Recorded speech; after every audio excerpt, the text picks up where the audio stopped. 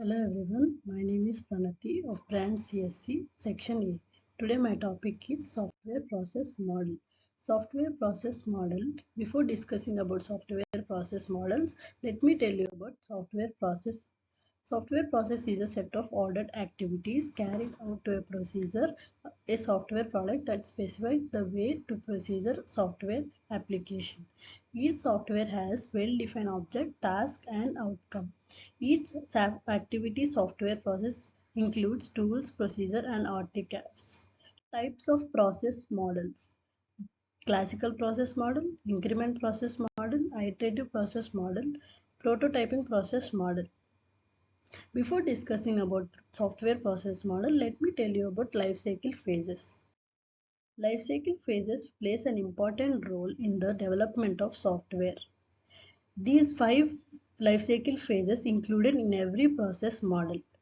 Life cycle phases include communication, planning, modeling, construction, deployment. The first model is classical process model. It is developed by R.W. Royce in 1970. At the beginning of the software, this is the first model of the process existed in the industry. In this, software developer proceeds to an orderly sequence of transitions from one phase to next in order. It is like a waterfall. It is also called as document-driven project.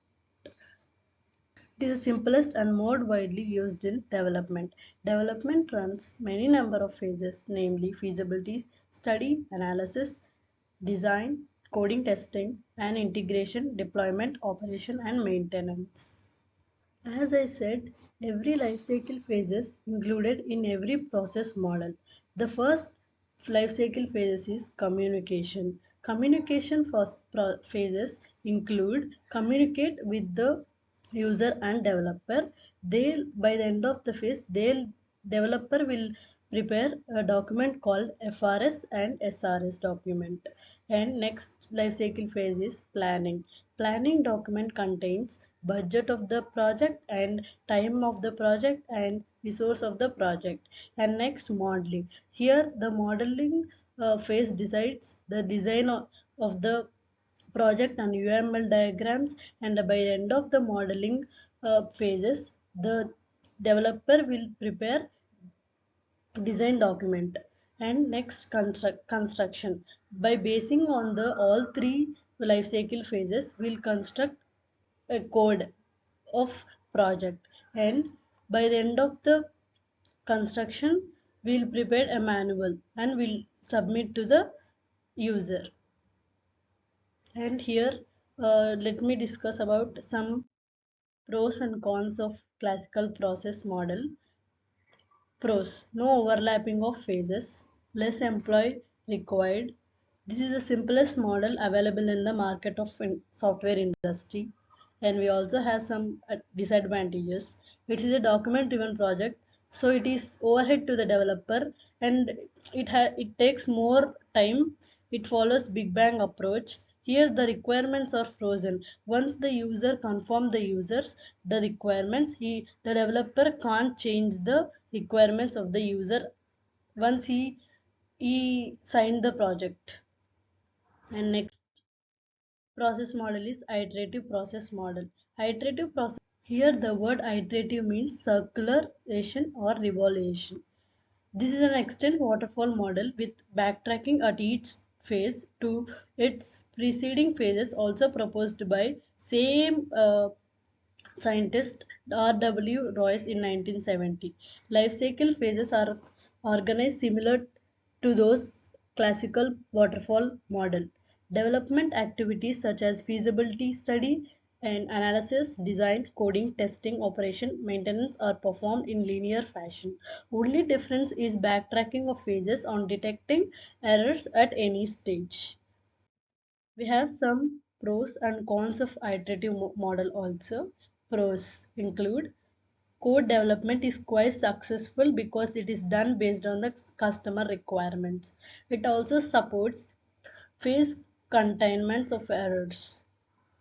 Cons: it is very difficult to manage changes between phase. It is also time taking process too. Risks cannot be addressed in this model. Next process model is increment process model. This model is an initiative approach to the waterfall model with fewer restrictions. Activities are performed in the same order as in the waterfall model but in a several iterations.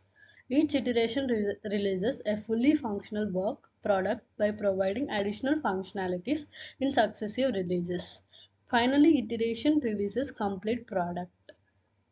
We have some pros and cons of some increment model also. Pros. Each life cycle phase is tested. There is a scope to change requirements according to the user requirements. Debugging become more easier. This model can handle risky modules and identified and handles to the next implement. Cons. Demands high coordination between user and developer. Sometimes parallel development of increment which cost upfront cost. It means it increases the cost of the project development. Next, prototyping process model. Waterfall model doesn't work well if the user requirements not properly defined at the beginning. The finally software not available until in the process, thus delaying the discovery of serious errors to the subsequent phases. Prototyping is an alternative which is a partial working software initially developed instead of developing to the final product. IEEE defines prototyping as a type of development in which emphasis is placed on developing prototypes early in the development process to the permit early feedback analysis in the support of the development process. We have some prototyping process models also, uh, some disadvantages and advantages which are also called as some cons and pros. Some pros and cons of prototyping model. Pros. Early feedback and analysis in the support of development process. Prototype provides a chance to the user gain knowledge about project.